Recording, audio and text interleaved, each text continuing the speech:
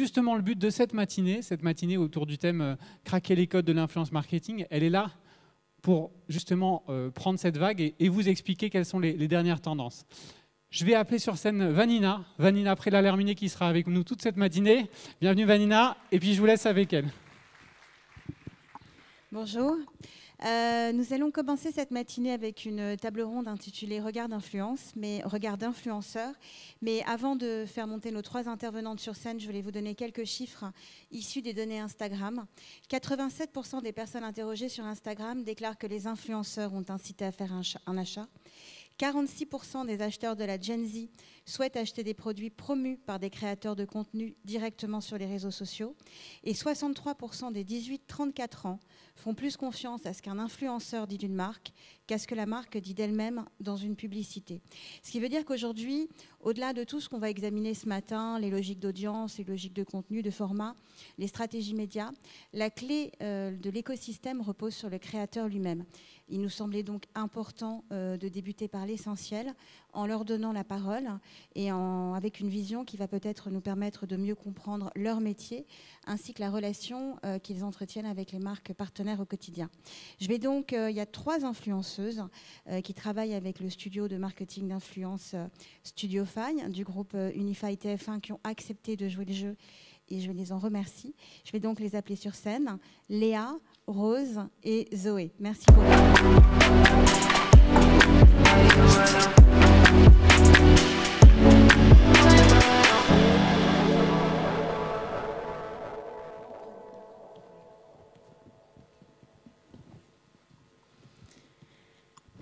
Bonjour à toutes les 3.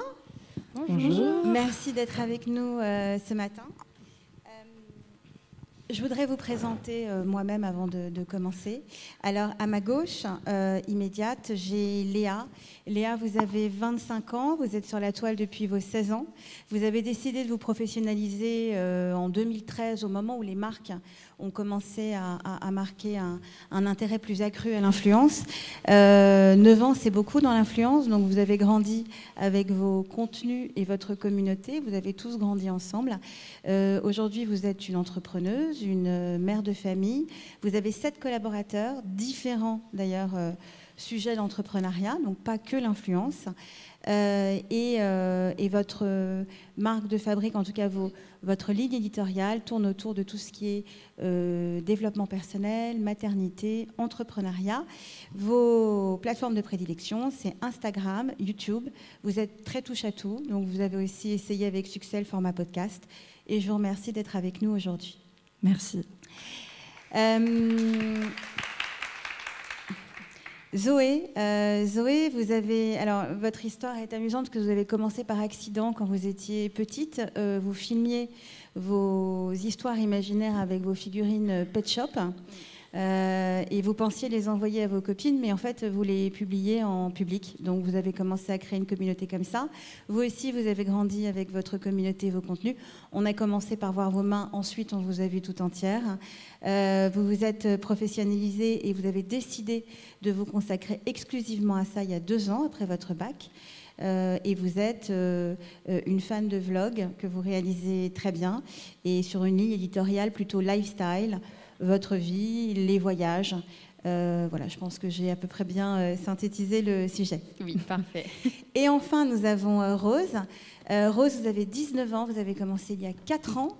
Devant l'afflux des demandes dans votre messagerie que vous n'arriviez pas à traiter, vous avez décidé de vous professionnaliser il y a 2 ans en faisant appel à une agence. Donc vous poursuivez aujourd'hui vos études de commerce international dans le sud de la France. Vous êtes une Instagrammeuse, mais surtout une TikTokeuse avertie. Et on compte bien sur vous pour nous donner les quelques codes de cette plateforme qui fait fureur cette année. Ma première question est très simple en fait. Alors, on a une sage dans le groupe, puisque 9 ans d'expérience sur le sujet. 9 ans, c'est énorme pour un secteur qui s'est déjà réinventé plusieurs fois. Comment, selon vous, l'influence a-t-elle pu évoluer? Quelles sont les choses qui vous ont principalement marqué dans l'évolution de votre secteur et de votre métier depuis vos débuts? Donc, je commence par Léa. Alors moi j'ai commencé à l'époque où ce n'était pas du tout un métier. Je me souviens que la plus grosse youtubeuse dans le secteur, en tout cas dans lequel j'étais au début, c'est-à-dire la beauté, le lifestyle, avait 7000 abonnés. C'était à l'époque très peu quand on regarde les communautés aujourd'hui. C'était absolument pas donc professionnalisé. Il n'y avait absolument aucun moyen d'en faire son métier. Il n'y avait pas de collaboration avec les marques, ça n'existait pas.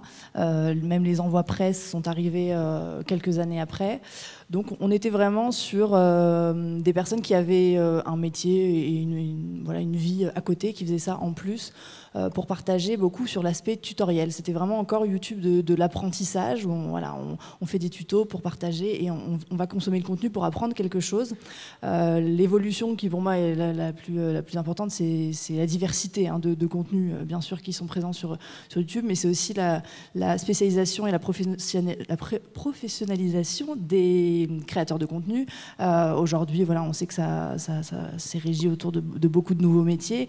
On a aussi vu dans notre métier, dans notre façon de partager avec la communauté, une multiplication des plateformes. Moi, quand je suis arrivée, je n'étais que sur YouTube.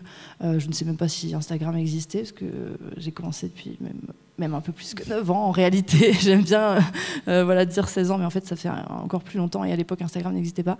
Donc il y a vraiment eu cette évolution où on est passé de je suis avec ma webcam dans ma chambre à aujourd'hui c'est un métier, et dans le contenu qu'on propose, du coup il y a une exigence, et je pense qu'on va en reparler, qui est vraiment différente qu'au début. Rose, vous me parliez, vous, de l'évolution des marques. Vous avez senti une évolution dans le comportement des marques à votre égard? Oui, parce que moi, quand j'ai commencé, c'était surtout sur Musical.ly à l'époque, et c'était une plateforme qui n'était pas du tout appréciée des personnes, enfin des autres utilisateurs et même des marques. J'avais vraiment l'impression que c'était un peu une plateforme plus fermée, que ce soit même aux collaborations ou à l'extérieur et aux autres usagers qui utilisaient Instagram ou même Facebook. Donc moi, c'est vrai que j'ai commencé sur ça. Je voyais vraiment ça comme une plateforme pour m'amuser et pas du tout pour travailler dessus. Et ensuite, quand il y a eu, c'était au moment où Musical.ly s'est passé en TikTok, là c'est vrai que TikTok a beaucoup plus diversifié sa plateforme. Moi du coup j'étais sur TikTok et sur Instagram, j'ai seulement fait les deux. Et là, j'ai vu qu'il y avait beaucoup plus de demandes, beaucoup plus de marques qui, du coup, appréciaient le contenu qu'on pouvait publier sur TikTok. C'est devenu beaucoup plus professionnel et beaucoup plus, au niveau de la qualité, enfin, la qualité aussi a augmenté et le contenu s'est diversifié. Mais c'est vrai qu'il y a eu beaucoup de demandes dès que Musical.ly est passé à TikTok et que la plateforme a complètement changé. Et c'est vrai que même les utilisateurs de Musical.ly, même moi, je me souviens que quand ça a changé, j'étais un peu perdue parce qu'en fait, tout le monde s'y est mis d'un coup. Et du coup, tous les utilisateurs d'avant étaient perdus. Même moi, je ne savais plus quel contenu proposer, quel contenu faire. On m'a demandé du coup de commencer à faire des pubs, de faire des TikTok du coup sponsorisés. Et ce n'était pas du tout l'image et l'idée que se faisaient les gens quand ils étaient sur Musical.ly. Donc c'est vrai que ça a beaucoup évolué, surtout sur TikTok. Et, donc même des marques qui Instagram. ont poussé un contenu plus fort, c'est ça? Oui, mais ils ont vu que l'évolution de TikTok a été très grande et qu'elle avait beaucoup de potentiel. Et c'est là où les choses elles ont changé. Et vous, Zoé, quel regard vous portez sur l'évolution du secteur? Moi, du coup, j'ai commencé il y a 7 ans, donc je suis un peu entre vous deux. Et j'étais donc sur Insta et YouTube. Et comme tu dis, le boom de TikTok, moi, j'ai vraiment vu ça. Du coup, ça s'est aussi répertorié sur les autres réseaux sociaux, où ça a fait naître plein de créateurs de contenu. Et du coup, forcément, il y a plus de contenu qui est proposé sur toutes les plateformes. Donc, il y a, comme tu dis, Léa, une certaine exigence qui s'est créée de la part des abonnés qui voulaient limite du contenu comme à la télé, comme dans les émissions hyper pro, avec une équipe de tournage, des trucs, voilà. Et je dirais que c'est ça qui a le plus changé, c'est qu'avant, c'était tu prenais ta webcam, tu filmais un truc de, 3 minutes et tu postais sans montage. Et maintenant, si tu fais ça, il y a très peu de chances que ça marche autant qu'il y a 7 ou 10 ans, quoi. Et vous me disiez aussi quelque chose d'intéressant, Zoé, pendant la préparation, c'était le fait qu'il y avait aussi un boom des créateurs. Ça veut dire que l'avènement de TikTok, la multiplication des plateformes et l'exigence en fait de votre secteur était aussi liée à cette multiplication des créateurs qui aujourd'hui, je ne vais pas dire pullulent, mais se sont vraiment densifiés en termes de nombre. Ouais, en fait sur TikTok c'est hyper, c'est plus toi la pro, mais l'algorithme est hyper, personne ne le comprend vraiment, et du coup c'est vrai que du jour au lendemain tu peux avoir une vidéo qui fait des millions de vues, et du coup ça amène forcément une communauté à une personne qui après de TikTok va aller sur Instagram, etc. Donc en fait, en un an il y a eu, ça a doublé presque la communauté de créateurs de contenu, quoi. Alors, côté format, quels sont ceux qui marchent et quels sont ceux que vous aimez travailler, vous? Alors, Léa, on a parlé d'un esprit touche-à-tout. Alors moi, j'aime beaucoup le format du vlog, donc c'est vraiment le côté caméra embarquée. Je trouve que c'est un format qui permet d'avoir à la fois une discussion, un échange qui est beaucoup plus poser. Et puis moi, dans les sujets que j'aborde, et surtout ma communauté qui a grandi et vieilli avec moi, j'ai des jeunes parents, voilà, ou des jeunes actifs, ils ne sont pas tous parents, mais l'idée, c'est vraiment de pouvoir avoir ce côté conversation, et en même temps, voilà, je vous emmène dans mon quotidien tout en contrôlant ce que j'ai envie de vous montrer, parce que c'est ça aussi qui est très important, c'est qu'on est maître de ce qu'on partage. Ça, c'est un format que j'aime beaucoup. Après, bon, moi, j'ai le podcast, qui est un format très différent pour le coup, mais que j'affectionne particulièrement parce qu'il y a une intimité, il y a vraiment on le voit en termes de watch time, enfin, alors pour le coup, c'est pas du watch, mais on va dire le listen time, qui est beaucoup plus important sur les podcasts que par exemple sur des contenus comme des Reels ou des lives Instagram, etc., parce qu'on a vraiment un engagement de la part de l'auditeur. Voilà. Après, chaque format est intéressant, mais je ne saurais pas dire quel format marche plus qu'un autre, parce que je pense que ça dépend vraiment du créateur de contenu. Moi, je sais que personnellement, ma communauté est très attachée au côté vlog, par exemple. Ouais. Et le podcast qui aujourd'hui finalement est un support qui fait partie à part entière de l'influence pour les créateurs. Oui. Rose ? Alors moi je suis principalement sur TikTok et sur Instagram. J'ai un peu de mal avec la plateforme YouTube. Je trouve que les formats longs, ça me correspond pas trop et j'ai encore du mal avec ça, même si j'adore regarder les vidéos. C'est vrai qu'en faire, j'ai encore un petit peu de mal. Et j'ai remarqué que j'avais deux communautés totalement différentes, que ce soit sur TikTok ou sur Instagram. Alors c'est vrai que sur TikTok, pardon, j'ai pas... Je trouve que mon contenu il a évolué. Franchement, forcément, j'ai de meilleures caméras, j'ai un meilleur téléphone, donc forcément la qualité visuelle elle augmente. Mais ce que je propose, ça reste toujours comme avant. J'ai décidé de ne pas forcément changer. Forcément, je montre de nouvelles choses parce que ma vie avance, mais le format reste le même. Je fais des vidéos entre 10 et 15 secondes sur TikTok, hyper naturel. Il n'y a pas forcément de montage, pas forcément de filtre ni rien. Vraiment, je poste un peu aléatoirement, comme ça me vient au feeling. Alors que sur Instagram, au contraire, j'aime bien utiliser tous les formats que la plateforme me propose, que ce soit les stories, j'adore, les posts, photos, vidéos, IGTV. En fait, j'utilise un peu tout. Et un peu comme sur TikTok, quand ça me vient. Mais c'est vrai que j'ai remarqué que c'était pas du tout la même communauté. Sur Instagram, je trouve que les gens ils sont un petit peu plus attachés à ce que tu vas proposer. Ils vont plus regarder les détails, la qualité. Est-ce que tu postes souvent? Est-ce que ça va leur servir à quelque chose de te suivre au quotidien pendant une certaine durée? C'est vrai qu'ils sont hyper pointilleux sur Instagram, alors que sur TikTok, ils sont hyper cool en fait. Ils scrollent sur la plateforme et s'ils voient ta vidéo, ils apprécient, ils vont peut-être venir sur ton profil, mais ils vont pas forcément s'attacher à toi, à ta personne, parce que sur TikTok, c'est vraiment, ils scrollent et ils ont des personnes différentes tout le temps, alors que sur Instagram, ils vont vraiment s'attacher à toi. Du coup, voilà, j'ai essayé de dissocier les deux contenus que je propose sur les deux plateformes que j'utilise le plus. Et Zoé ? Moi, le contenu que je préfère faire, c'est le contenu vidéo, donc et sur YouTube et sur Instagram. La différence, c'est que sur Insta, c'est des formats qui sont plus courts. Enfin, on peut poster des vidéos jusqu'à 1 heure, je crois, mais moi, je fais plus les Reels. Parce que voilà, j'aime trop faire un montage hyper rythmé, machin et tout. Et ça permet de changer des posts photos ou des stories. C'est quelque chose de plus travaillé. Et ouais, les gens, ils font un peu plus gaffe à la qualité du truc. Et j'aime bien aussi sur YouTube... là, faire des formats plus longs, soit des vlogs, soit des vidéos face cam où j'aborde un sujet. Et ça permet aussi de plus créer un lien parce que forcément on se livre plus et il y a plus le temps d'échanger en fait avec sa communauté dans des vidéos longues. Donc voilà, moi c'est plus la vidéo, mais pareil, je teste un peu tous les contenus qui me sont proposés. Oui, vous me disiez que vous testiez les plateformes en perso et puis qu'ensuite vous décidiez ou pas de vous lancer. Et que sur TikTok, vous étiez encore, pour reprendre votre mot, un peu touriste. Ça veut dire que vous vous amusiez, sans pour autant vous faire des nœuds au cerveau et que vous testiez les contenus. Ouais, au tout début, j'avais même pas fait de compte TikTok, j'étais en privé et je regardais comme ça, dans les pour toi, les gens qui défilent, etc. Et je m'étais dit, non mais je vais pas me faire de compte, enfin, je me sentais que c'était pas du tout je pouvais pas aller là-dedans. Et puis en fait, j'étais tellement accro moi en perso que je me suis dit, moi ça peut être drôle de poster des trucs et de voir si ça marche. Et puis je postais des trucs, je filmais en 10 secondes, je postais, il n'y avait pas de montage, rien. Du coup ça me changeait un peu par rapport à ce que je faisais avant.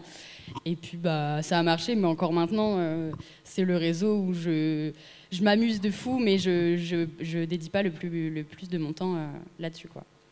Alors, grand sujet de la matinée, les marques, la collaboration marque-influenceur.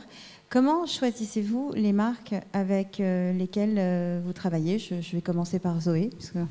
Comme pour les plateformes, il faut que d'abord la marque, dans ma vie perso, me plaise, que je l'utilise, etc. Donc ça, c'est le premier critère. Après, il y a aussi le fait que ça corresponde à ma communauté, à ce que je propose. Mais donc, si ça me correspond de moi dans mon perso, ça correspondra forcément à ma communauté puisque je propose un peu du lifestyle, donc ma vie. Aussi, il y a le fait que quand une marque vient vers moi, j'aime bien savoir comment elle va me briefer, et quand c'est quelque chose de trop précis, il y a trop de détails, c'est trop comme ça, tu vas dire ça, et je me sens trop bridée. En général, je prends du recul, je me dis, oh, ça va peut-être être un peu difficile pour moi de laisser exprimer ma créativité. Donc ouais, j'aime bien quand les marques me disent, limite pas me donnent carte blanche, me donnent des mots-clés, etc., mais me brident pas trop sur comment réaliser le contenu. Et ouais, je dirais que c'est ça, que j'aime la marque, qu'elle me comprenne, qu'elle comprenne mon métier et qu'elle comprenne aussi les demandes de mon audience. Je crois que c'est un peu pareil pour vous, Rose. Oui, c'est quasi pareil. Je fais attention à l'image de la marque, si elle a une bonne image, etc., et si ça me correspond surtout.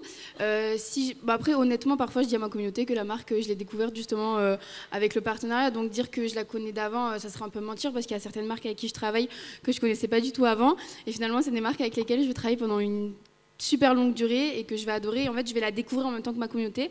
Donc ça aussi, j'adore. C'est pas forcément un critère rédhibitoire. Donc que j'aime l'image de la marque, que la marque me plaise quand je la découvre ou si je l'ai déjà découverte. Et après, il y a une question aussi de timing, parce que moi, je suis encore étudiante. Et c'est vrai que, par exemple, la période de Noël, il y a beaucoup de partenariats, d'OP, de contenu. Il y a beaucoup de propositions aussi ou de demandes.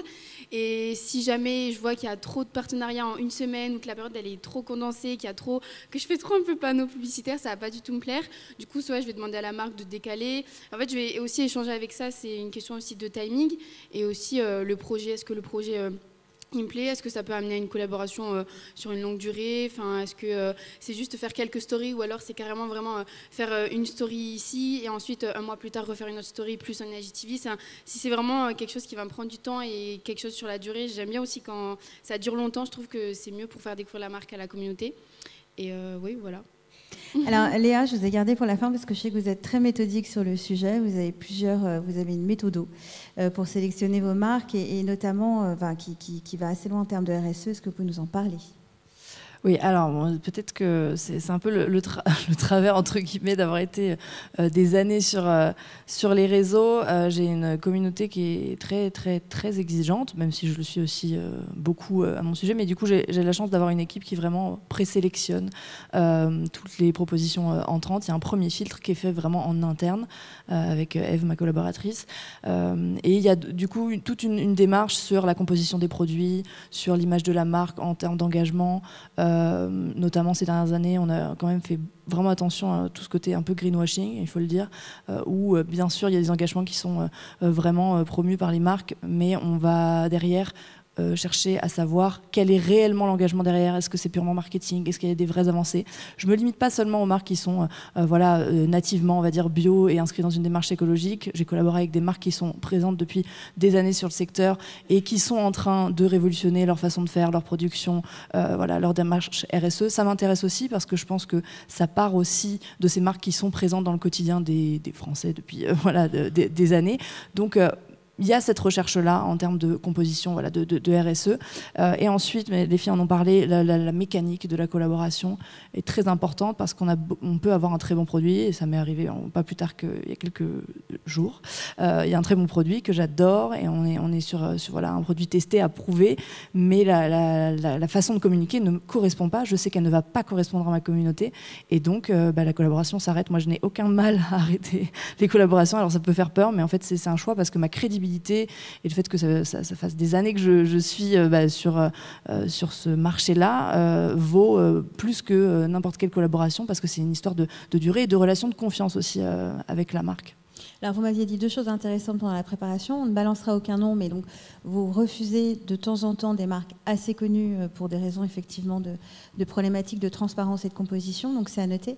Et vous me disiez aussi, certaines marques ne comprennent pas que sur des briefs trop directifs, nous sommes influenceurs et pas acteurs. Donc on n'a pas intérêt forcément à essayer d'incarner quelque chose qu'on n'est pas, ça ne marche pas. Complètement, c'est extrêmement important et je le rappelle souvent, ça m'arrive même parfois sur des lieux de tournage de répéter aux agences, de dire en fait le casting, et c'est vraiment le point le plus important pour moi justement puisqu'on est là pour s'adresser aussi et surtout aux marques et au marketing, c'est le casting, les influenceurs que vous allez choisir pour défendre votre campagne, votre marque, le brief que vous avez choisi de défendre est primordial parce que nous ne sommes pas mannequins, nous ne sommes pas acteurs, bien sûr il y a des lignes lignes directrices qui sont hyper importantes et ça, voilà, on est en capacité de le comprendre et c'est OK de marcher main dans la main pour que tout le monde soit satisfait.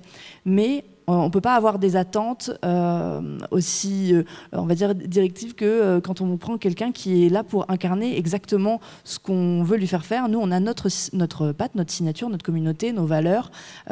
Et ça, personne ne le connaît mieux que nous-mêmes. Et donc, c'est très important pour moi et les marques avec qui je collabore souvent, même de façon annuelle, etc. On a vraiment ce temps d'échange qui est primordial où on va essayer de comprendre, OK, qu'est-ce qui vous intéresse dans mon profil ? Quelles sont les valeurs qu'on a en commun et comment vous les faire ressortir et comment vous les communiquer là-dessus. Et c'est primordial. Alors pourquoi des influenceurs décident de travailler avec des agences? Parce que c'est un nouveau métier. Qu'est-ce qui fait alors on a un peu dévoilé, vous me disiez qu'au bout de 2 ans, vous répondiez à aucune marque, vous vous êtes dit il y a peut-être quelque chose à faire quand même. Mais pourquoi aujourd'hui des influenceurs se rapprochent des agences? Léa, on est en train de parler ensemble. Donc alors moi ça fait un moment que je suis dans une agence assez tôt finalement, même au tout début, où on était un peu réfractaire en se disant voilà, qu'est-ce que ça va nous apporter réellement. Moi j'ai commencé dans ma chambre chez mes parents avec ma petite caméra et le côté agence, tout ça, souvent c'est des agences en plus sur Paris. Alors moi venant de Montpellier j'avais ce truc un peu waouh. Et puis en fait aujourd'hui avec le recul et depuis toutes ces années qu'on travaille ensemble, c'est vraiment les garde-fous un peu des bonnes pratiques et aussi de l'aspect, voilà, pour parler très technique, juridique, financier et négociation de toutes les collaborations, c'est très important. Il y a vraiment ce contact humain. Moi, j'ai vraiment un contact humain quotidien avec la personne qui me représente dans mon agence.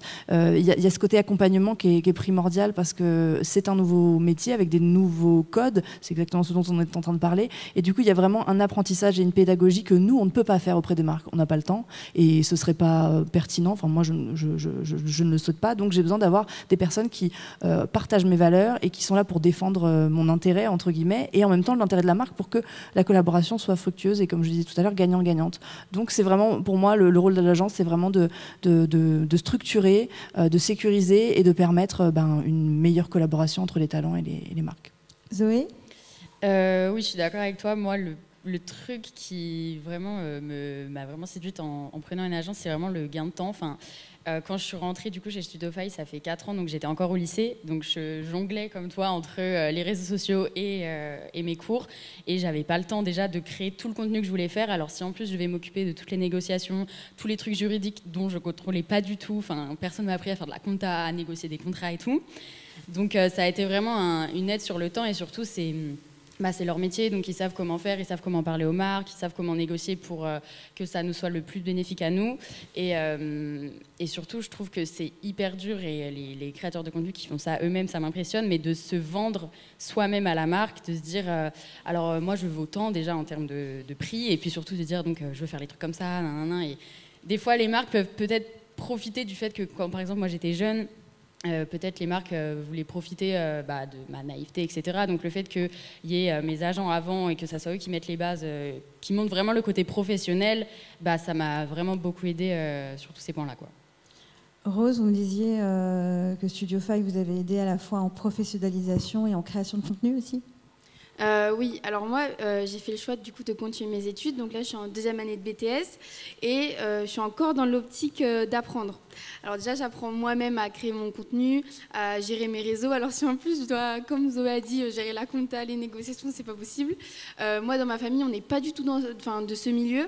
Moi, j'habite dans le sud. Alors c'est vrai que rien qu'au niveau des kilomètres, ça crée une sacrée distance entre Toulouse et Paris. Et c'est vrai que cette distance, j'ai fait le choix de la garder parce que quand je suis chez moi, je poste, mais ça reste vraiment un peu perso et mes contenus.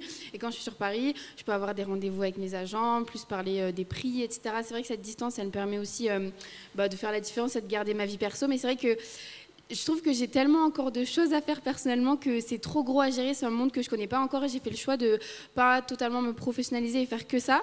Du coup, c'est hyper important à ce niveau-là. Comme en fait les filles, elles ont dit, ils sécurisent, c'est leur métier. On se sent plus à l'aise aussi. Enfin, moi, du coup, je me sens plus à l'aise d'être sur les réseaux, de me projeter parce que je sais que je vais être accompagnée pour et que sur la durée, je vais pas faire les mauvaises choses, les mauvais choix aussi parce que ça fait peur. On peut se dire que du jour au lendemain, tout peut s'arrêter et si on fait les mauvais choix, ça peut y amener.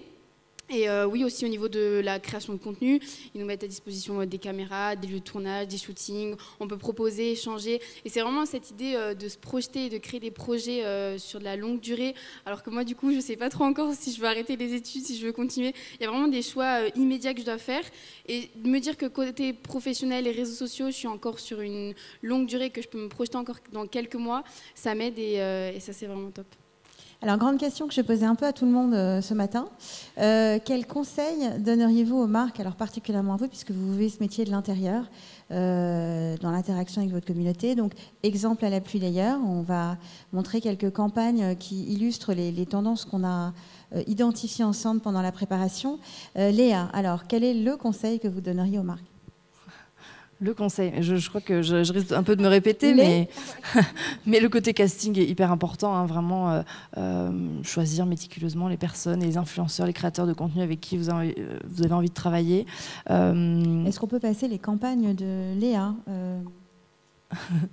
Oui, voilà, mais typiquement, c'est une campagne pour le Petit Marseillais. C'était très intéressant parce qu'il y avait une réelle volonté de plus s'axer sur le produit, mais de réellement s'axer sur qu'est-ce que fait la marque, qui sont les producteurs qui sont derrière, aller à la rencontre, etc.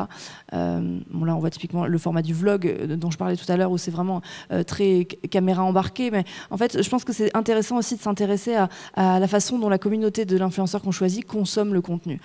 Personnellement, je sais que voilà, c'est des formats, le format vlog qui est un format beaucoup plus dilué, par exemple, qu'une story vraiment axée sur le produit. Mais en termes de retour, c'est un format qui est beaucoup plus pertinent parce que j'ai une communauté qui a l'habitude de se poser, de consommer un contenu conscient, beaucoup plus conscient que par exemple quand il va simplement swiper sur ma story, etc. Donc voilà, c'est ce conseil de vraiment s'axer sur ce que fait le créateur et le casting. Voilà, je resterai là-dessus. Vous me disiez du temps quand même aussi. C'est important, oui, parce que vous me disiez parfois on me demande de poster, j'ai reçu le produit le matin. C'est un peu compliqué pour moi parce que je suis dans l'authenticité. Ouais, cette dimension de test produit. Alors je sais que certains créateurs, influenceurs, ce n'est pas quelque chose qui est important pour eux. Voilà, chacun sa façon de faire. Personnellement, moi, il est inconcevable pour moi de faire la promotion de produits, et notamment, ça m'est déjà arrivé avec des marques de compléments alimentaires, ce genre de truc. C'est impossible. Je veux dire, il y a un délai nécessaire de test produit, c'est primordial. Et on ne peut pas arriver avec un brief et dire voilà, je veux les previews pour hier. Ça, ce n'est pas possible. Pourtant, ça arrive encore beaucoup. Alors on comprend parce que c'est souvent voilà, en fin de budget et ça commence à un petit peu évoluer, mais on a toujours hein, parfois ce côté-là d'urgence, et créer du contenu dans l'urgence, c'est pas tellement pertinent parce que la communauté ressent qu'il n'y a pas une réelle appropriation du produit dans notre quotidien. C'est ça qu'il faut comprendre, c'est que la volonté d'un créateur de contenu, en tout cas en ce qui me concerne, mais je pense que les filles vous partagez cet avis-là, c'est vraiment d'intégrer le produit dans notre quotidien, même si on le découvre, même si c'est une nouveauté, mais vraiment de se l'approprier parce que c'est de la meilleure façon pour nous de pouvoir en parler et de pouvoir le présenter. Et alors en fait, je vous ai demandé une tendance, mais je vais aller vous chercher sur une autre tendance dont on a parlé ensemble en préparation, parce que c'est une tendance qui va revenir toute la matinée. Vous me disiez aussi le partenariat long terme. C'est quelque chose qui change la donne. Complètement. Voilà. Alors on a cette campagne Spotify. Je crois que vous êtes ambassadrice à l'année. Vous me disiez que c'était un confort absolument extraordinaire et surtout gagnant-gagnant pour la marque et l'influenceur. C'est une superbe collaboration, je tiens à le souligner, vraiment. Il y a eu une liberté de contenu, une confiance qui a été vraiment faite de la part de Spotify, qui m'a permis de vraiment prendre du plaisir à créer ce contenu. Ça a été hyper bien accueilli par la communauté et on veut plus de collaborations comme ça, où on a vraiment conscience du casting, on a vraiment conscience de ce côté long terme, et on se dit on va vraiment construire quelque chose ensemble, on va tester plusieurs formats. C'est hyper agréable en fait de se sentir écouté et de se dire qu'on a été vraiment choisi pour ce qu'on propose et qu'on n'a pas envie de nous formater à quelque chose qui serait attendu en fait de l'autre côté. Donc vraiment très belle collaboration. Donc stop au one shot publicitaire. Zoé, je crois que vous partagez cette idée de long terme. Oui, ouais, travailler sur le long terme, c'est hyper agréable en tant que créateur de contenu et aussi pour la communauté parce qu'elle voit que c'est pas juste une marque comme ça qui arrive sur nos réseaux sociaux un jour et puis qui disparaît après. C'est vraiment quelque chose qui, vu que nous on travaille avec la marque sur le long terme, ça va rentrer dans notre quotidien. Et puis c'est une marque forcément qu'on apprécie parce qu'on ne va pas travailler avec une marque qu'on aime bof sur plus d'un an. Donc ouais, le long terme, c'est toujours agréable et ça permet à chaque fois de créer des contenus et de se diversifier un peu entre les différents contenus.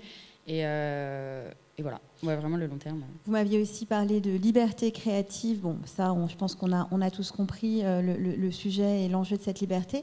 Vous m'aviez dit aussi quelque chose de très intéressant qui était sur les contextes événementiels. Vous disiez qu'il faut encourager les marques à faire plus d'événements parce que ça nous donne plus de matière, ça donne plus de qualité au contenu. Oui, en fait, c'est cool forcément de recevoir un produit, de le tester, de l'aimer, de parler avec la marque par message, à la maison, de faire nos contenus comme on veut. Mais ce qui apporte vraiment une valeur ajoutée, je trouve, c'est quand il y a des événements, qu'on rencontre vraiment toutes les équipes de la marque, sans forcément faire de story ou de post, mais juste pour le personnel, de savoir à qui on parle et qui, en fait, est derrière tous ces mails, etc. Et c'est vrai que quand il y a des événements, j'en sais rien, on va dire, je dis n'importe quoi, mais genre une marque qui nous invite à un concert, ça va nous permettre de créer un contenu plus différent, qui vraiment marque le coup et qui pour nous reste gravé dans notre mémoire. Et c'est vrai que ouais, ça peut être juste un truc au resto ou un voyage ou machin, mais c'est vrai que pour notre communauté, ça montre que c'est une marque qui est à l'écoute et qui est vraiment derrière nous et qui nous a choisi pour qui on est et qui est vraiment cool, quoi. Mais on verra dans la table ronde d'experts de tout à l'heure que justement, effectivement, c'est une des tendances qui monte cette année. Rose, je crois que vous partagez ce besoin de liberté créative, mais oui. Pas trop quand même. Enfin, c'est-à-dire oui à la liberté, mais oui au brief aussi, c'est ce que vous me disiez, il y a quand même une subtilité aussi. Oui, moi j'aime bien aussi quand le brief il est complet et que je suis sûre de moi aussi inversement correspondre à la marque et faire attention à tout ce qu'ils avaient prévu et que la campagne aussi, elle, comment dire, j'aime bien quand le brief il soit complet pour être sûre d'être sur la même longueur d'onde que la marque parce que je trouve que c'est important aussi, même avant d'accepter l'OP, de vraiment avoir un brief hyper détaillé, même si il faut quand même qu'il me laisse une certaine liberté de notre côté. Et après, je voulais rebondir si j'ai un conseil aussi à donner sur les marques. C'est par rapport à TikTok et Instagram. Comme je disais tout à l'heure, c'est pas les mêmes communautés et c'est vraiment pas les mêmes utilisateurs. Et même au niveau des partenariats, moi je vois j'ai beaucoup de propositions pour des TikTok et je me dis mais je crois que la marque elle a pas du tout saisi en fait comment fonctionne l'application. Moi je me souviens quand j'avais commencé sur Instagram, il y avait beaucoup les gens ils devaient poster à la même heure la même photo avec la même description et je trouvais ça horrible et j'ai toujours refusé de faire ça parce que j'aime pas du tout quand c'est un peu personnel mais quand dans une campagne il y a vraiment beaucoup trop de monde et qu'ils doivent poster toujours le même jour à la même heure et quasiment Zoé disait la même chose en préparation, c'est le fait effectivement de voir partout à la même heure la même chose, le même packshot. Après, je peux comprendre que pour une marque, ce soit hyper top au niveau de la campagne, que ce soit un truc dont tout le monde parle parce que justement tout le monde a remarqué que ça arrive à la même heure et du coup forcément tout le monde... Non, compte tenu de l'ère de sincérité que prend l'influence, pas sûr. Mais donc TikTok, vous me disiez, parce que c'est intéressant, vous me disiez attention parce que ce réseau ne marche pas du tout comme les autres. Donc on ne peut pas avoir des briefs directifs. On n'est pas dans du packshot, on n'est pas du tout là-dedans. On est dans l'entertainment. Oui, c'est vrai que plusieurs fois, moi, j'ai reproposé des contenus un petit peu différents aux marques par rapport au brief et ce qu'ils m'avaient proposé sur TikTok, parce que c'est vraiment les vidéos de 10 à 15 secondes maximum, avec toutes les tendances qui suivent. En fait, parfois, moi, je propose aux marques, du coup, de plutôt passer sur un contenu et un format de vidéo où il y a une tendance TikTok qui suit derrière, avec une musique, peut-être en anglais, où il y a peut-être parfois des insultes, ce genre de trucs, mais c'est des trucs qui marchent, en fait, sur TikTok. C'est vraiment, cette plateforme, elle marche avec les tendances et les hashtags, et c'est pas parce qu'on va mettre hashtag pour toi et hashtag sponsorisé et parce que la vidéo va être de bonne qualité qu'elle va forcément marcher. C'est vraiment suivre les tendances, pas faire quelque chose de trop long. Les vidéos d'1 minute où on va faire un truc hyper quali où ça va être en format carré, mais ça va pas du tout marcher sur TikTok. Si aussi on prend une musique que la marque nous oblige à prendre, alors que c'est pas du tout une musique tendance, c'est pas du tout une musique qui est utilisée, la plateforme elle va totalement boycotter. En fait, je trouve que j'ai l'impression que la plateforme elle reconnaît un peu les vidéos sponsorisées et même les abonnés, et c'est pas du tout quelque chose qui plaît sur cette plateforme, vraiment pas. Voilà, donc je répète, je pense que tout le monde le sait dans cette salle, mais effectivement les tendances sont répertoriées en temps réel sur TikTok, donc on a intérêt à les suivre. Idem pour les musiques de marque ne sont pas forcément les mieux choisies. Il vaut mieux choisir une musique qui cartonne sur le moment même à TikTok. Et vous me parliez aussi de long terme. Alors, je ne sais pas si on a des slides Coca-Cola, je ne pense pas. Mais vous me disiez, voilà, moi par exemple, c'est un partenariat Coca-Cola. Je suis avec eux depuis 3 ans. Et j'arrive même à poster, on a une telle relation et complicité que j'arrive même à poster hors campagne. Donc laissez-nous, enfin annonceurs, laissez-nous travailler sur le long terme, ce que vous me disiez aussi. Oui, c'est ça. Alors, c'est vrai que Coca-Cola, c'est une marque déjà que j'affectionne particulièrement en perso depuis des années, depuis que je suis toute petite. Et la première OP, c'était en 2019. C'est d'ailleurs là où j'avais rencontré mon agent, c'était sur cette première OP. Donc, c'est vrai que c'était une première super OP pour moi. Et c'était vraiment, il me semblait que je devais y aller, tourner un TikTok et repartir. Donc, c'était vraiment ça la première OP. Donc, moi, à ce moment-là, je ne connaissais pas. Donc, j'ai fait le TikTok sans forcément chercher à suivre derrière. Et ensuite, j'ai fait quelques stories où justement, je buvais du coca. Je me suis dit, oh, ce serait cool d'identifier la marque sur Insta.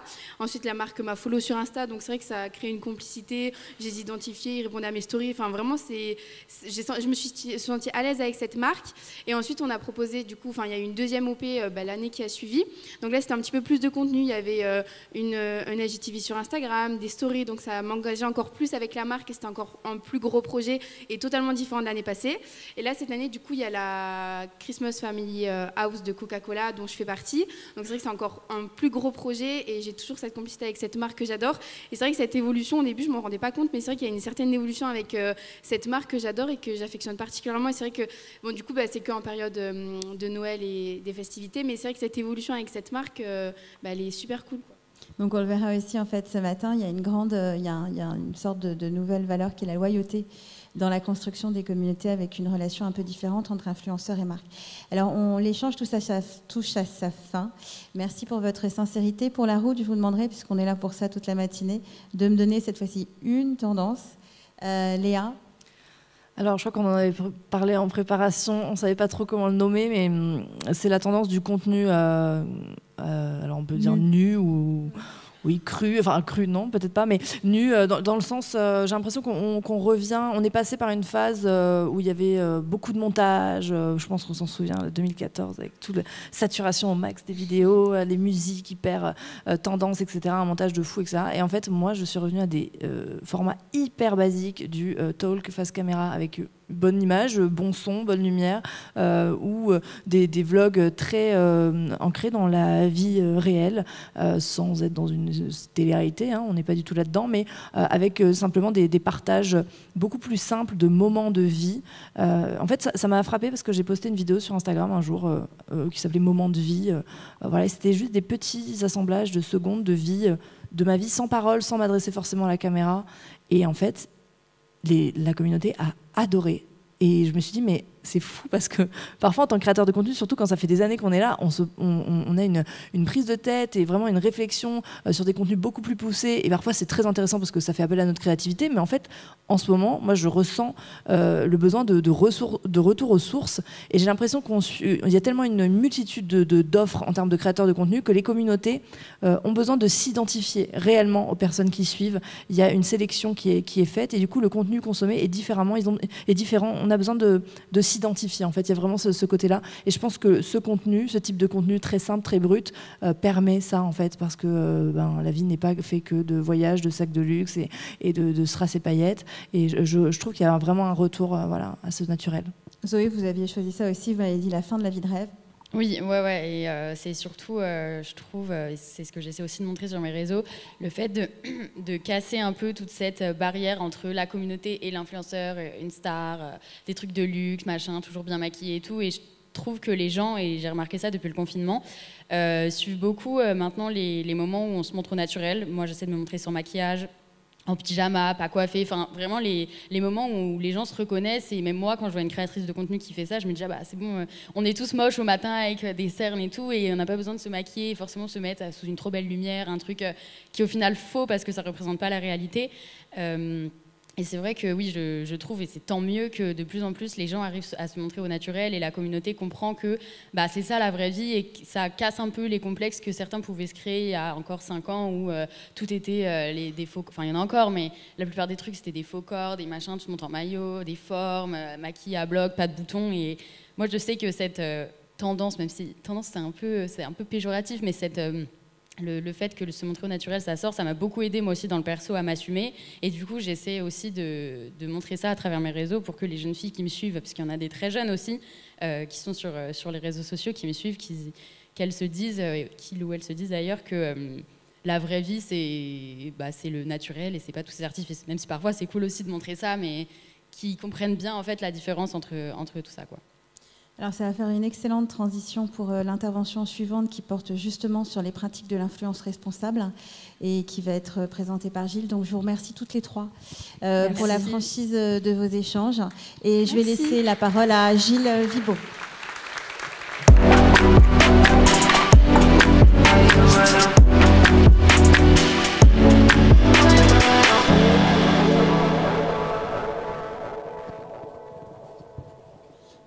Oui, je voulais vous remercier parce qu'effectivement, ces témoignages correspondent exactement à ce qu'on voulait faire de cette matinée, craquer les codes de l'influence marketing. Avec la sincérité de ces témoignages, on était dedans là, vraiment, on a bien compris votre job au quotidien, comment vous travaillez avec les marques. Donc merci encore pour cette sincérité et ces témoignages. Alors, on va enchaîner avec un sujet qui monte depuis 2 ans dans l'influence marketing, le sujet de l'éthique et de la responsabilité et de la transparence, bien sûr. Et moi, je vais inviter à venir sur scène pour échanger sur ce sujet. D'abord, Sarah El Haïry, qui est la secrétaire d'État chargée de la jeunesse et de l'engagement auprès du ministre de l'Éducation nationale, de la jeunesse et des sports, que vous pouvez applaudir. Et puis, Mohamed Mansouri, directeur délégué de l'ARPP, qui est l'organisme chargé de réguler la publicité. Vous installez.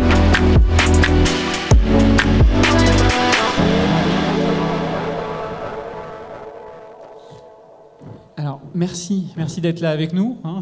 Elles ont bien chauffé la salle, là. C'était hyper intéressant. Alors d'abord, Mohamed, comment on peut définir aujourd'hui cet écosystème de l'influence marketing ? Tout d'abord, merci à Stratégie de nous donner l'occasion de prendre la parole aux côtés de Madame la Ministre sur toutes les actions et les efforts entrepris par la profession au sein de l'art pour un marketing d'influence toujours plus éthique, plus transparent et plus protecteur des jeunes publics. Puisqu'effectivement, c'est une vraie préoccupation au quotidien à l'ARP, la protection des jeunes publics. On va retrouver des dispositions dans plusieurs de nos recommandations déontologiques, que ce soit la recommandation enfant, la recommandation sécurité, la recommandation jeu d'argent, la recommandation alcool, et aussi, bien sûr, la recommandation communication publicitaire numérique. Et pour répondre à votre question, qui définit effectivement l'influenceur comme un individu qui fédère autour de ses réseaux sociaux des communautés, donc une personne qui, par sa position, qui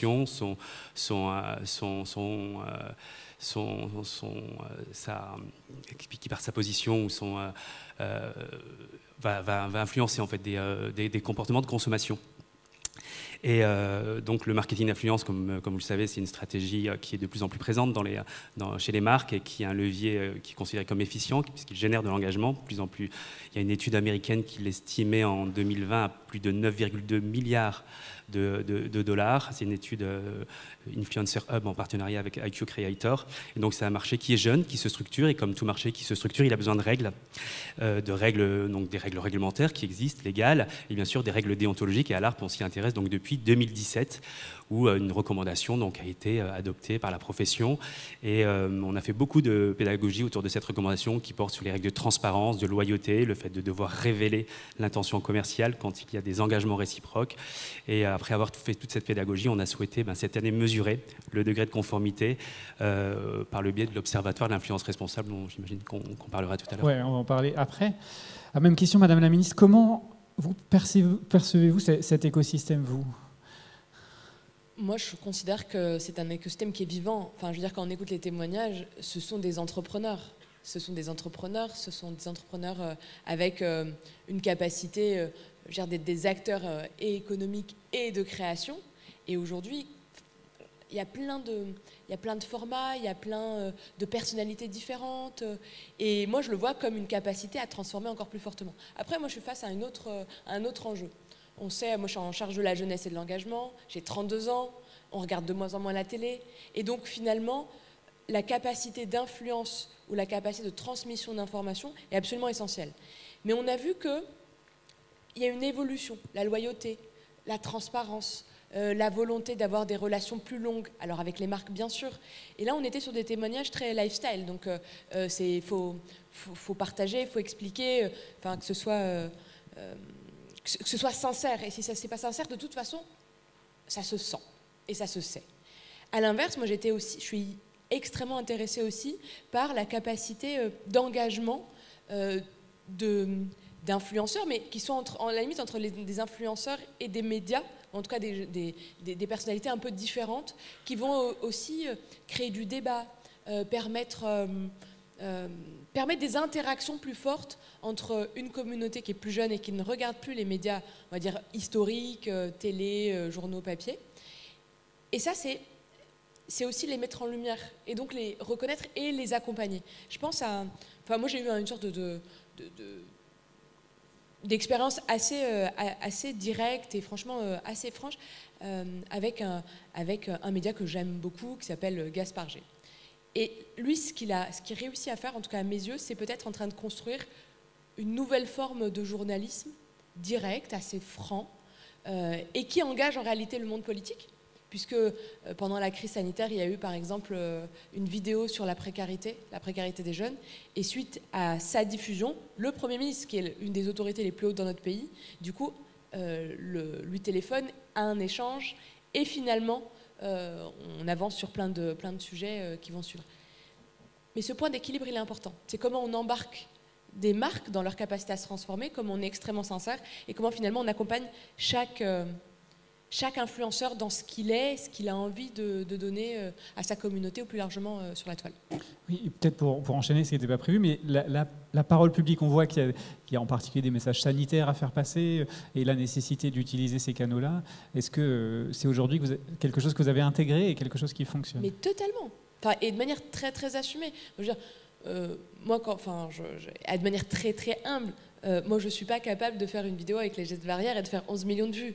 C'est pas mon taf, c'est pas mon talent, j'ai d'autres trucs, je sais faire d'autres trucs. Mais sauf que quand McFly et Carlito font cette vidéo pour les gestes barrières, ça fait 11 millions de vues en quelques heures. Et quand tout le pays est dans une situation où on est quand même dans une crise sanitaire, c'est quand même assez angoissant, enfin, c'est juste génial.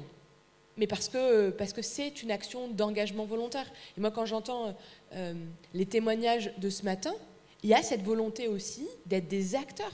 Quand j'entends le fait de regarder la composition des produits, de se dire, si je ne suis pas en phase avec un choix d'une entreprise responsable, on parlait de greenwashing, mais en réalité, il y a du social washing, il y a plein de... Mais enfin, moi, je tire mon chapeau, et de manière très, très assumée. Et à l'inverse, quand on a, par exemple, des aides ou quand on a des projets pour des jeunes, et que finalement, tu te rends compte que la communication traditionnelle, c'est-à-dire je vais envoyer un mail ou je vais faire un spot, ça ne marche pas. Moi, j'assume totalement de vouloir travailler avec aujourd'hui des influenceurs qui soient soit plutôt des porte-parole de communauté, soit des créateurs de contenu qui ont une capacité de diffusion et donc d'influence encore plus forte. Et donc c'est très très assumé et ce n'est pas les mêmes profils en réalité. Hyper intéressant. Alors Mohamed, il y a encore le rôle de l'ARP, on a bien compris aujourd'hui, c'est d'accompagner aussi cet écosystème vers un certain encadrement, on va dire, pour pas qu'il y ait en tout cas de transgression. Est-ce qu'il y a encore des dérives importantes du côté de l'influence marketing? Alors, c'est précisément l'objectif de l'Observatoire, effectivement, c'est de mesurer le degré de conformité et de constater. Donc, c'est un comité de suivi interprofessionnel qui le pilote. On va avoir donc autour de la table des marques, les représentants des marques, l'Union des marques. On va avoir des agences spécialisées ou non dans le marketing d'influence. On va avoir aussi des plateformes. On a TikTok et Google qui sont adhérents à l'ARP et qui sont très actifs au sein de ce comité de suivi. Et on va donc mesurer, effectivement, l'idée aussi, c'est de tordre le cou aux caricatures et de résumer l'influence, je résume, mais aux quelques stars de la télé-réalité qui ont pu défrayer la chronique par leurs frasques. Non, on s'était amusé à compter le nombre d'influenceurs qui relevaient de l'influence télé-réalité. Effectivement, ça représente moins de 1% des 150 000 influenceurs qu'on ressent sur des plateformes de mise en relation influenceurs et marques. Donc c'est très peu. Donc l'objectif, c'était donc de collecter tous ces contenus. On s'est adossé à de l'intelligence artificielle puisqu'on a co-construit des algos avec nos partenaires techno, Reach, qui est une plateforme française de mise en relation marques et influenceurs, et aussi une plateforme américaine, Tracker. Et on a donc ces algos ont permis de nous faire remonter 30 000 contenus. Automatiquement, on a analysé des posts, des discours à teneur commerciale. Merci à nom de la marque, j'ai été invité par l'usage d'un code promo. Je vous passe les détails. Et donc, le résultat est le suivant, c'est que parmi les 30 000 contenus analysés par nos juristes, un par un, par des humains donc, eh bien, un quart des contenus ne révélait pas son intention commerciale. Et un quart. Un quart, ce qui est Un chiffre quand même. Ça, c'était quand? Ça, c'était, alors pour les contenus diffusés en 2020, on les a analysés cette année et on a communiqué sur les résultats donc, en septembre. Mais ce qui est très intéressant, c'est qu'on s'est rendu compte que ce taux de manquement, il explosait chez les petits influenceurs de moins de 10 000 abonnés. Et ça, c'est hyper important. Parce que c'est là où il ne faut pas... Enfin, c'est pour ça que moi, je suis extrêmement engagée avec l'RPP, parce que c'est comment on accompagne. Et on a beaucoup entendu la nécessité d'être accompagné à un moment. Et quand tu es au début ou quand tu n'es pas accompagné, encadré ou tu n'es pas formé, effectivement, ça se trouve, tu ne sais pas ou tu ne le fais pas bien, mais ce n'est pas volontaire.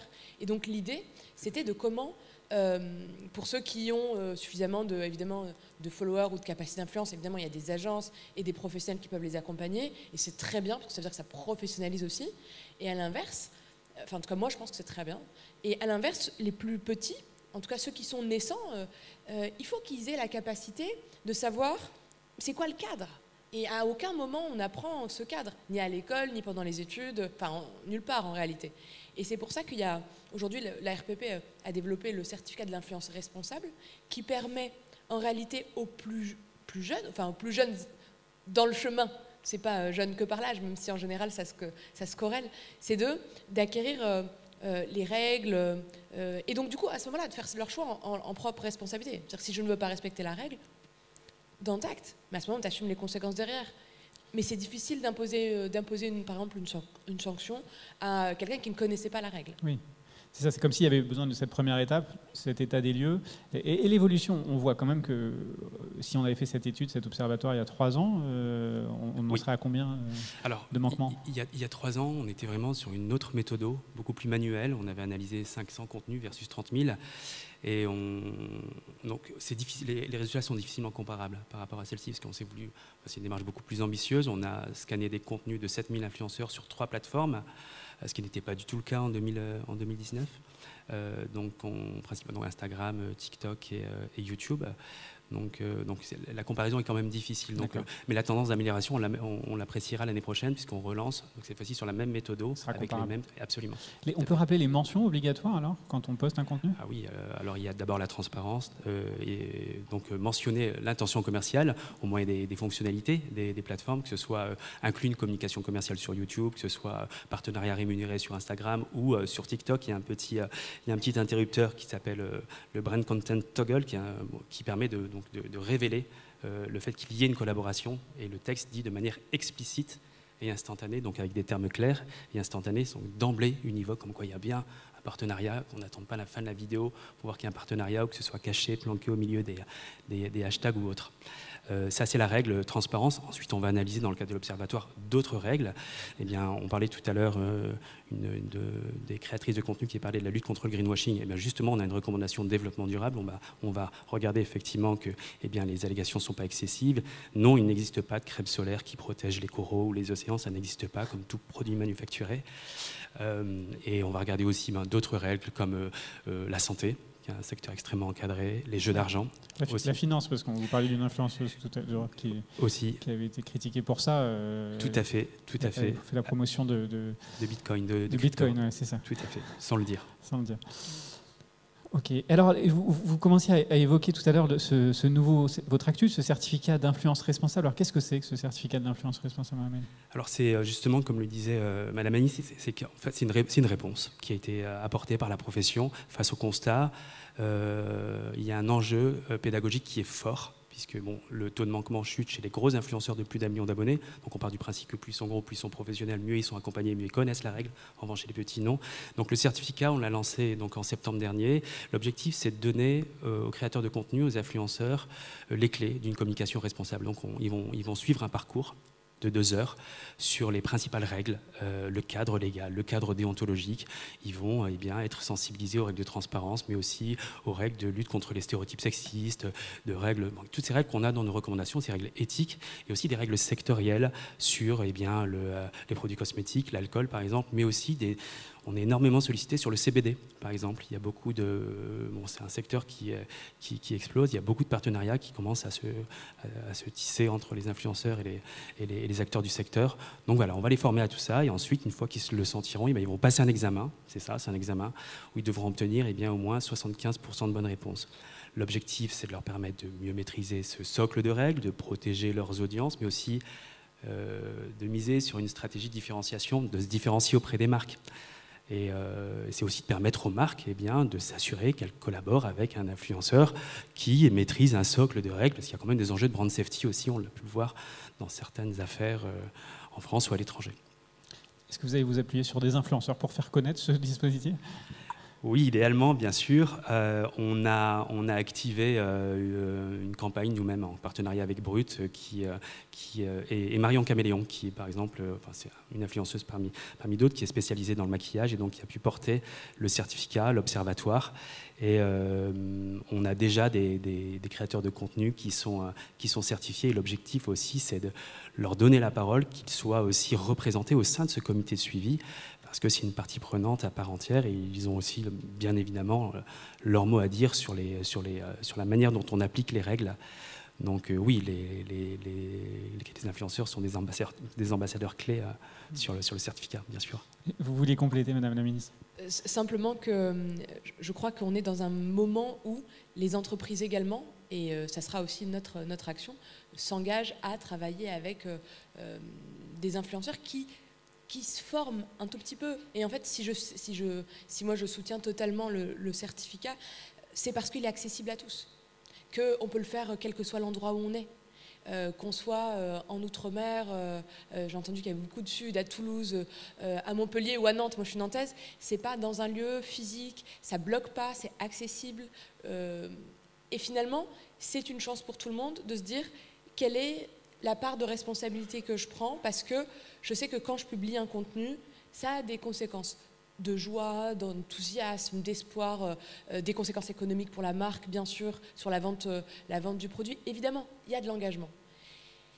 Et transmettre des règles et faire qu'elles soient accessibles, c'est la première étape pour moi pour garantir en réalité le développement et l'accompagnement de tous ces jeunes qui sont en réalité assez jeunes, dans un moment où les sujets d'argent, les jeux d'argent, on a vu des excès, ces derniers mois, on a eu des excès. Ces excès, ils ont été strictement suivis. Je pense aux paris sportifs en particulier pendant l'Euro, où on ciblait volontairement, pour le coup, des jeunes mineurs, ce qui est illégal. On ne peut pas faire ça, on n'a pas le droit. Sauf que moi, j'ai été confrontée à des jeunes qui parfois disaient « mais en fait, je ne sais pas ». Et donc tu dis... Moi, je suis profondément optimiste, donc je n'ai pas de problème, je comprends que tu ne te saches pas. Par contre, qu'est-ce qu'on fait pour avoir un accompagnement plus massif, plus large, en tout cas quand on est jeune et qu'on n'a pas encore d'agence? Eh bien évidemment, c'est ce certificat. D'ailleurs, moi je fais le choix que moi je travaille avec des influenceurs pour faire connaître des dispositifs. Et bien moi je fais le choix de ne travailler plus qu'avec des influenceurs qui sont accompagnés, pour ne pas prendre le risque, finalement, qu'il n'ait pas toutes les informations nécessaires.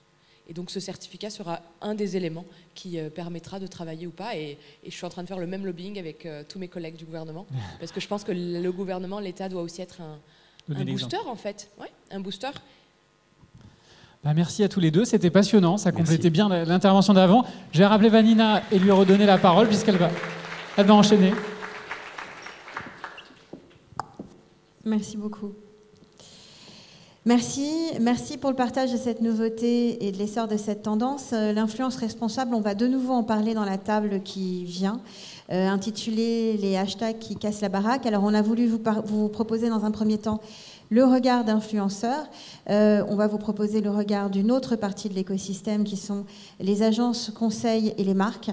Alors on a un problème avec le sujet marque puisque Chloé Ortiz de la marque Jennifer, qui est une marque passionnante sur le sujet, est en tête-à-tête avec le variant Covid dans son lit au moment où je vous parle. Donc elle ne pourra pas malheureusement être là, mais nous aurons de toute façon largement à débattre grâce au talent de nos deux autres interlocuteurs. J'appelle donc sur scène Claudia Nadjar, responsable pôle influence de Influence Network, et Ruben Victor Cohen, CEO de Follow Agency.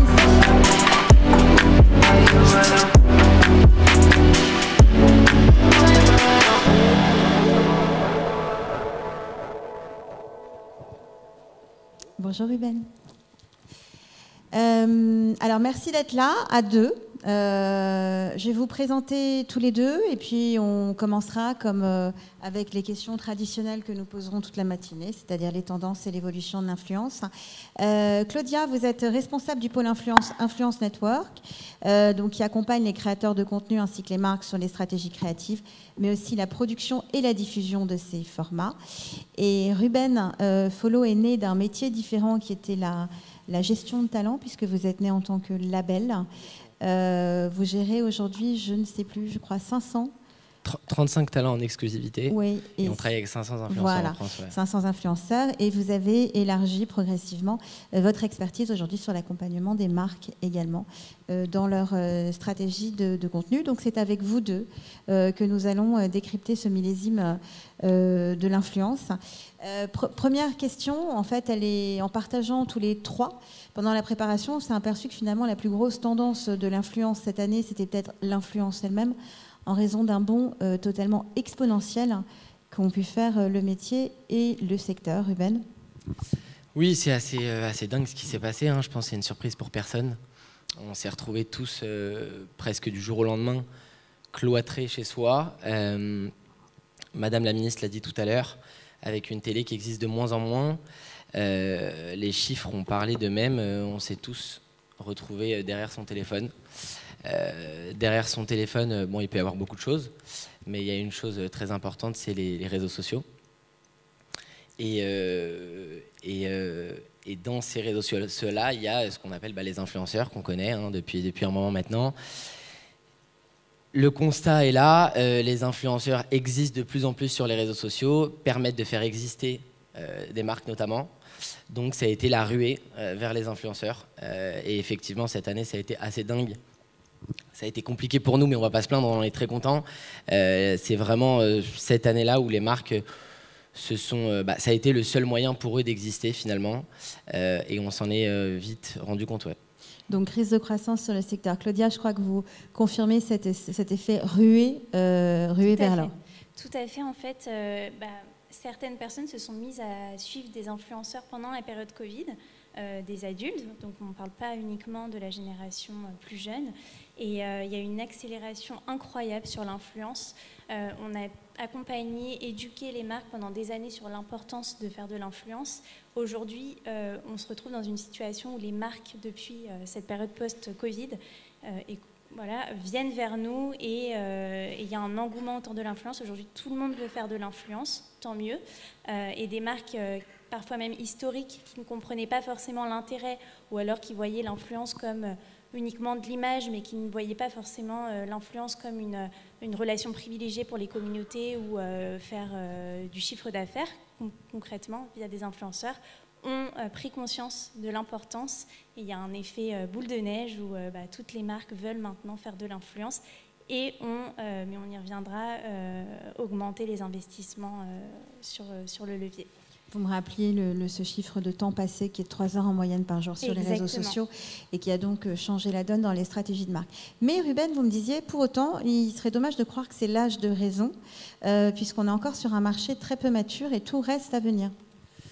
Ah, complètement. Il faut savoir que les marques, évidemment, avant de dépenser un budget, tout est assez structuré dans les entreprises. Après, ça dépend les tailles, petites, moyennes, grandes entreprises.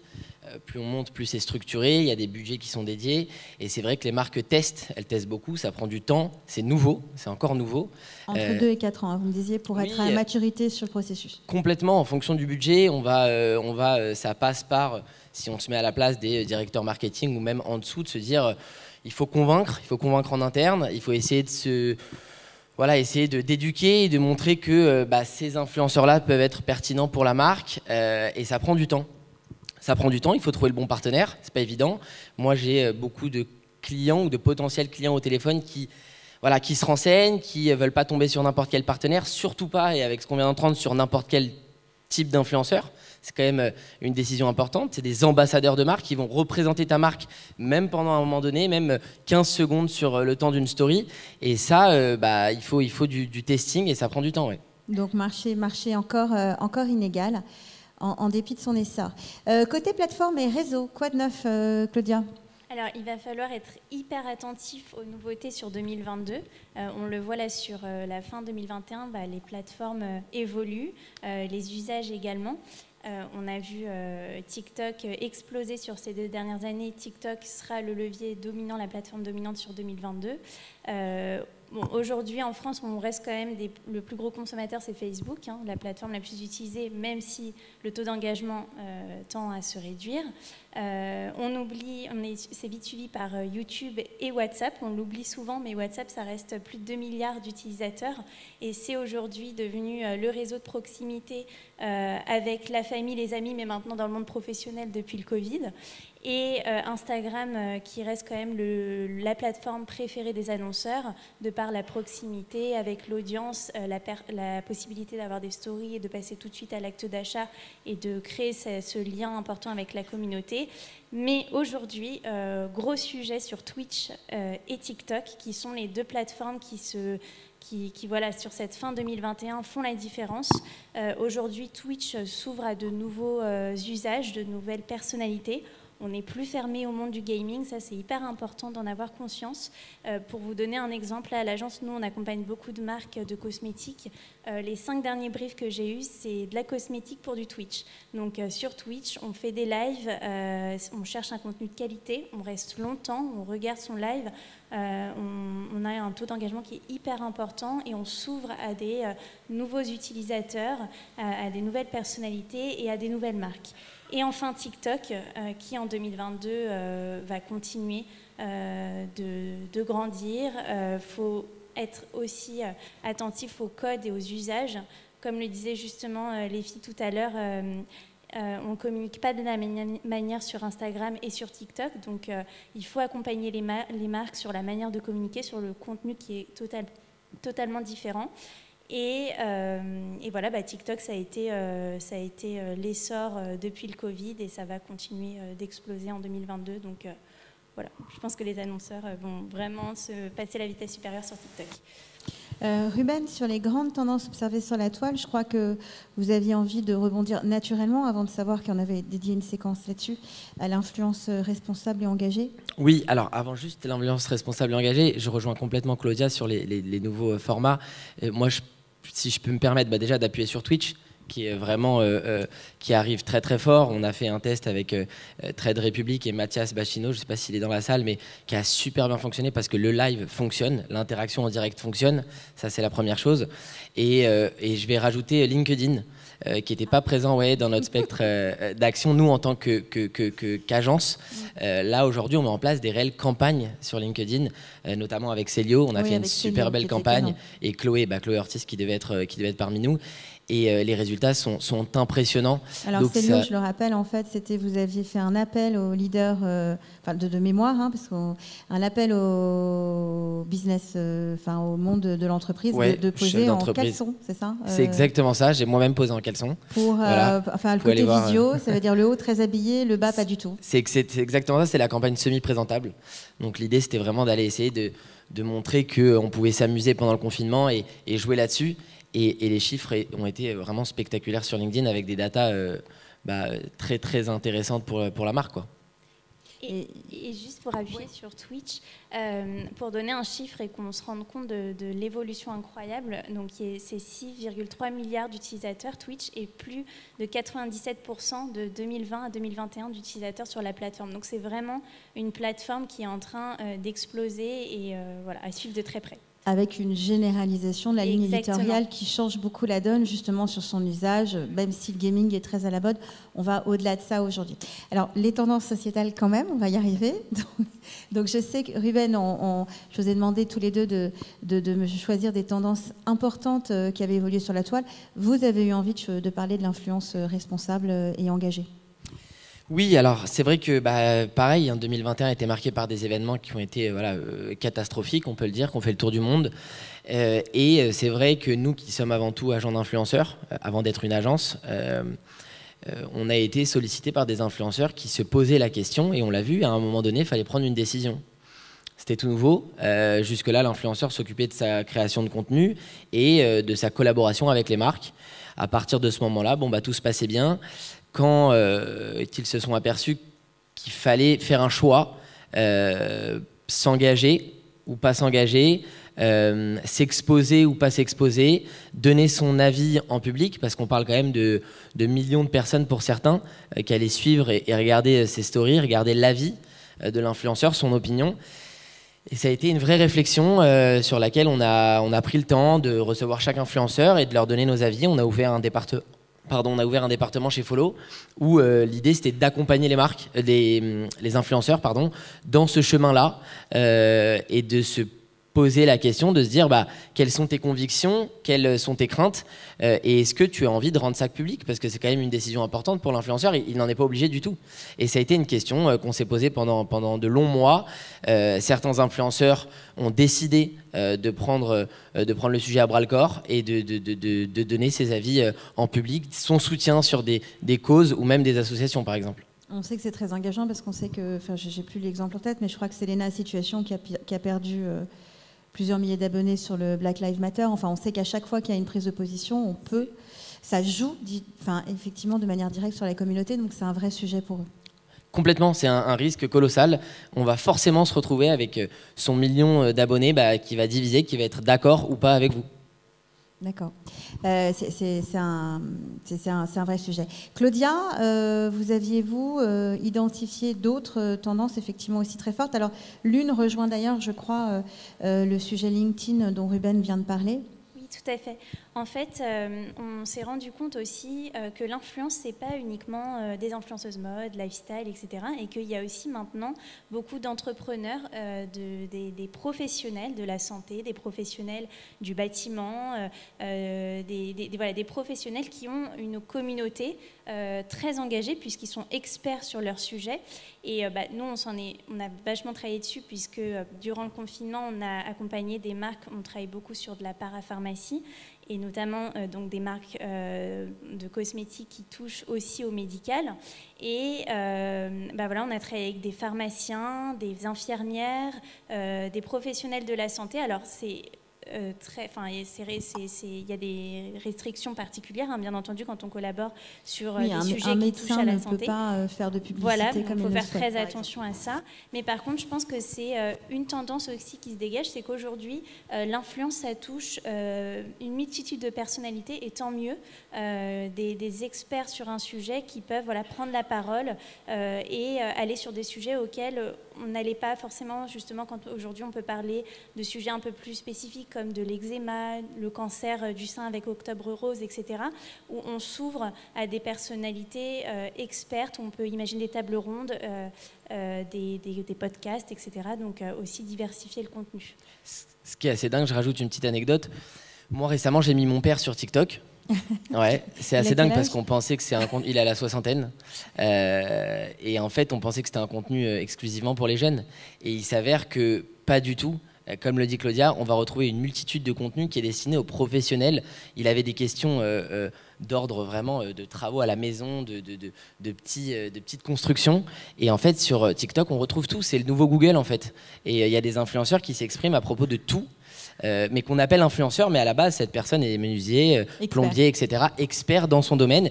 Et je rajoute à ça, cette combinaison avec l'arrivée des formats courts a fait que ça a explosé, et en quelques secondes, ça nous permet de montrer une expertise sur une thématique particulière. Et là, les vues explosent. Sur TikTok, la cuisine, ça cartonne. Donc on a des chefs là qui sont en train d'exploser en termes d'engagement et de followers. Donc voilà, on peut s'ouvrir à de nouvelles personnalités. Vous me parliez aussi de quelque chose qui vous tient à cœur et qui a déjà été évoqué sur la première table ronde, qui est le body positivisme, acceptation de soi. Oui, alors pour moi, 2021, ça a été... parce qu'il y a eu le Covid, parce qu'on s'est moins maquillé, parce qu'on s'est montré à nu, au naturel, et qu'on a échangé en direct avec ses abonnés. Tant mieux, ça a été 2021, l'année du body positivisme. On parle d'acné positive, on a fait des campagnes sur la ménopause, on est parti chercher des sujets forts. Pour moi, ça, c'est à retenir sur 2021 et pour 2022. L'influence, c'est surtout des leaders d'opinion qui s'adressent à leur communauté d'une manière de plus en plus authentique, transparente. Et ça, on l'a vu aussi dans les échanges que vous avez eus juste avant.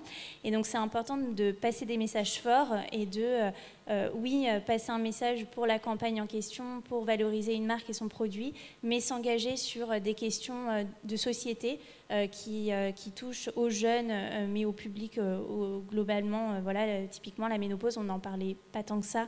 Nous, on a fait des grosses campagnes, des podcasts, des tables rondes, où on a pris diverses personnalités, Quinca aussi. Donc voilà, on a pu toucher pas mal de public. On a lancé des campagnes TikTok où on parle, où on montre son acné. Il y a des jeunes qui ont fait des dépressions. Quand on parle d'acné, ça peut aller loin. Et aujourd'hui, on se montre sans filtre, tant mieux.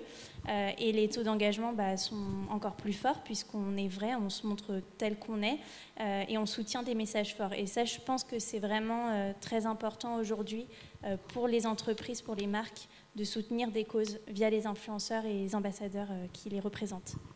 Et je rejoins encore une fois Claudia. Non, je pense à Maya Adorable, qui a créé un compte qui s'appelle Maya Désagréable. Qui était un de vos talents. Hein. Exactement, je pense on a voilà. Ça y est. À Style Tonic qui a créé un compte Style to Fail. En fait, place au vrai contenu de la vraie vie. Ça a été pendant très longtemps Instagram avec des filtres pas possibles. On essaye de montrer que le beau de notre vie. Ça a été longuement critiqué.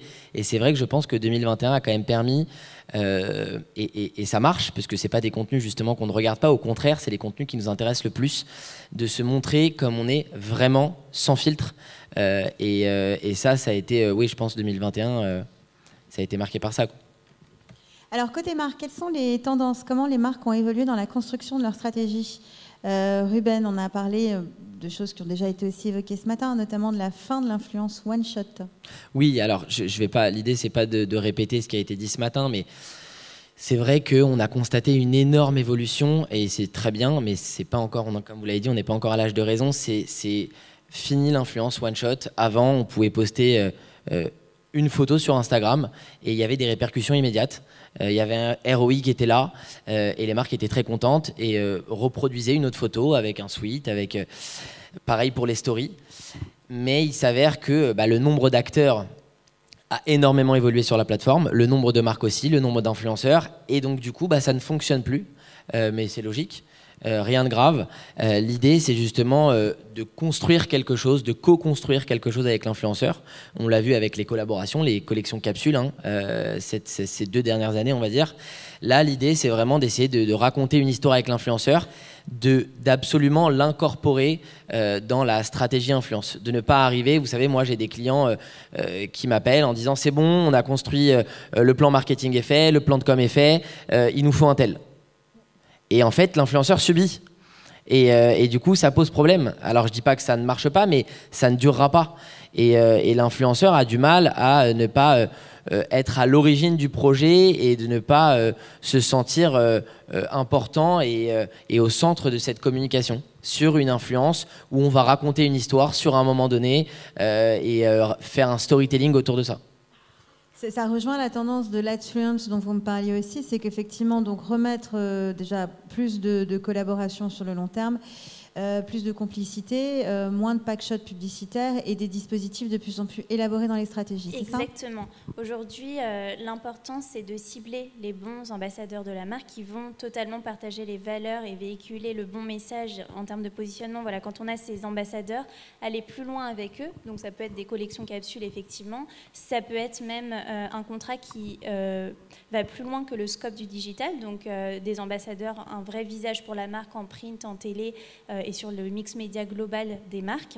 Voilà, partir sur des partenariats longue durée, c'est hyper important puisque aujourd'hui, le one-shot fonctionne moins, la communauté n'est pas dupe. Un code promo, ça va faire des ventes sur une période courte, mais sur la durée, il faut vraiment aller plus loin dans le partenariat, que l'influenceur soit impliqué, mais Ruben vient de le dire, et justement sur l'influence, faire de l'amplification média sur les contenus, et vraiment imaginer aujourd'hui, et ça c'est aussi une tendance qu'on observe, c'est qu'aujourd'hui, avant, l'influence, c'était un levier à part entière du mix média. Aujourd'hui, certaines marques mettent tout leur budget d'investissement en influence, tant mieux, et imaginent l'influence comme le levier principal du mix média.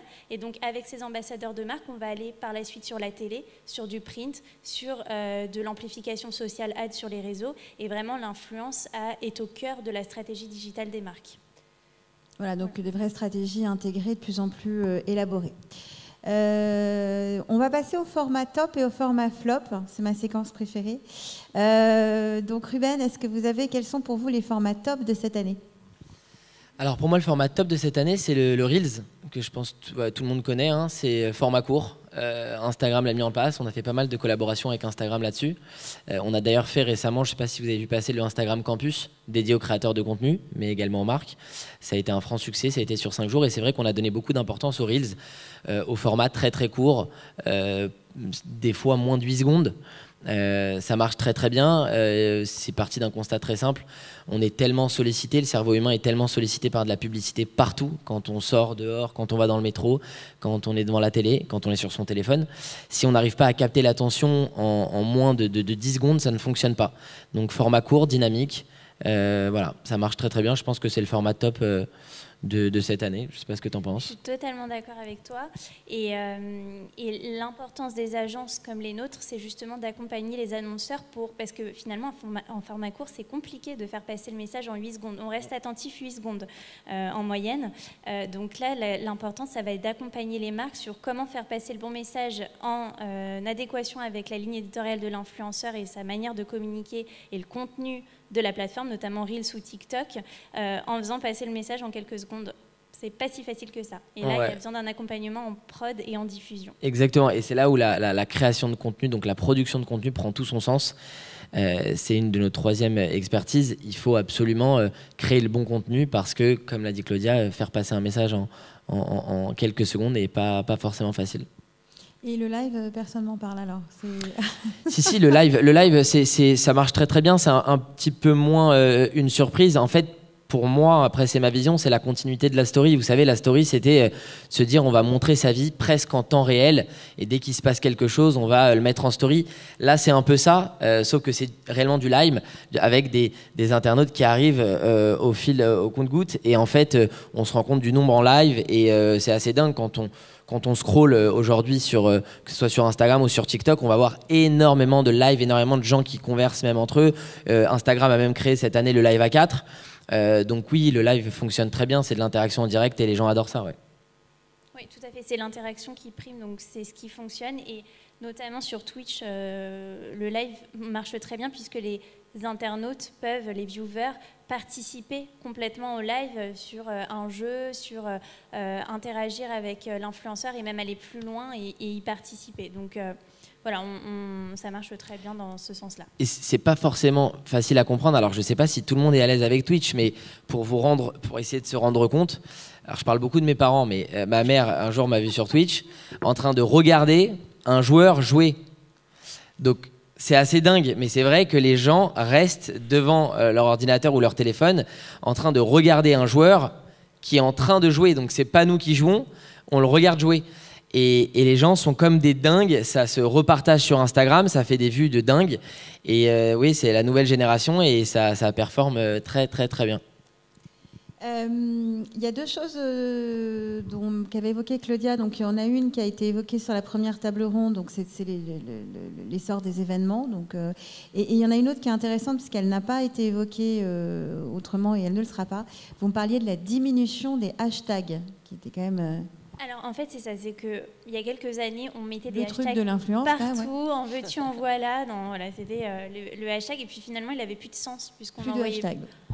Pas plus de hashtags, mais par contre des hashtags bien ciblés qui ont un vrai sens. Et moi je préconise aux marques de cibler un hashtag global sur la campagne qui englobe bien le message, mais arrêter tous ces hashtags qui ne veulent absolument rien dire. Ouais, c'est une catastrophe. C'est vrai. Ouais, en fait, les hashtags, c'était il y a 5 ans. Aujourd'hui, le hashtag va simplement peut-être permettre à la marque, à la fin de la campagne, de taper ce hashtag. Et encore faut-il qu'il n'ait jamais été tapé pour pouvoir se retrouver derrière et essayer de regrouper toutes les photos qui ont été postées. Mais aujourd'hui, ça n'a plus trop de sens. de mettre des hashtags dans les campagnes. Ouais. Et en parlant justement de hashtag, là où il faut être attentif, c'est sur TikTok, parce que parfois les annonceurs nous disent je veux ce hashtag, ça va me faire valoriser mon contenu, et au contraire, en fait, la police TikTok est hyper compliquée, donc il faut déjà bien la maîtriser pour justement ne pas avoir ghosté son contenu. Donc parfois, plus on met de hashtags, plus le contenu baisse dans l'algorithme. Alors, les autres catastrophes, Ruben, les formats flop, aujourd'hui, qu'est-ce qui marche moins?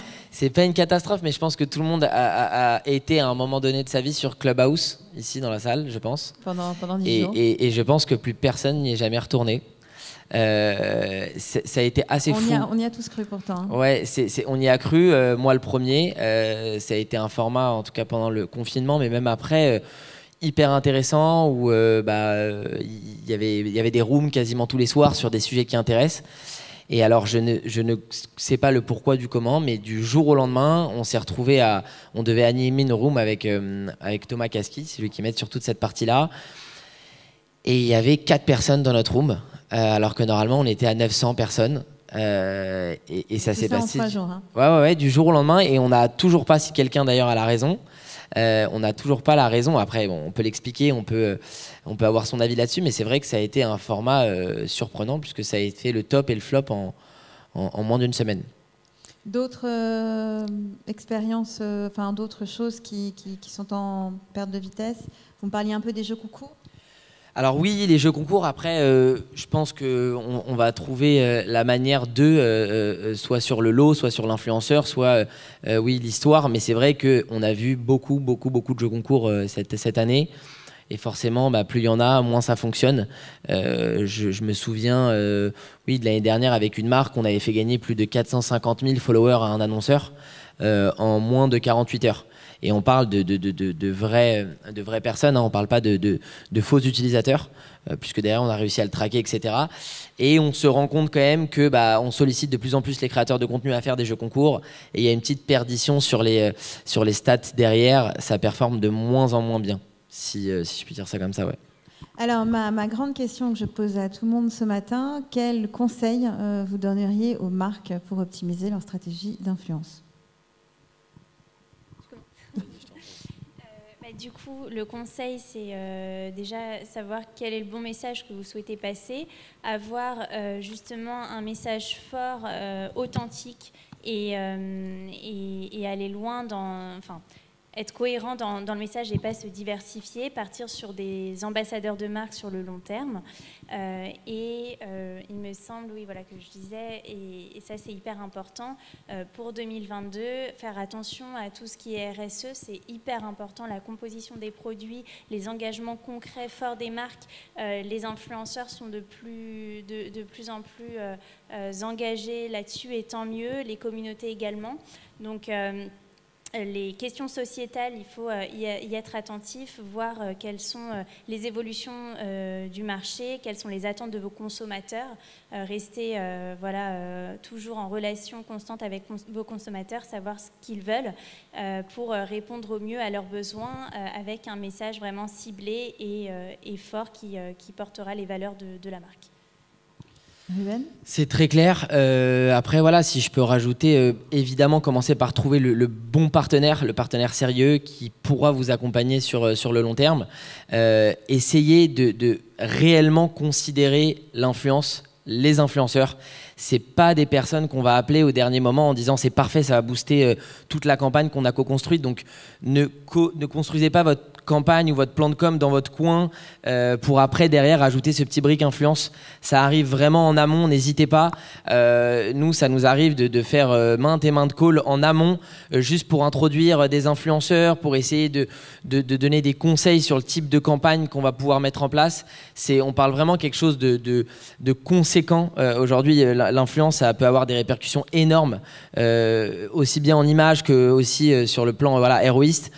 Donc essayez de considérer ça beaucoup mieux que ce qui a été fait ces dernières années, et derrière avec un bon partenaire, avec les bons influenceurs et avec une belle campagne bien construite, même à des petits budgets, on peut faire de super belles choses. Donc c'est le conseil que je peux donner. Comme vous disiez, dans l'influence marketing, il y a marketing en fait, plus qu'influence. Aujourd'hui, malheureusement, oui, on a l'influence marketing, mais c'est simplement du marketing.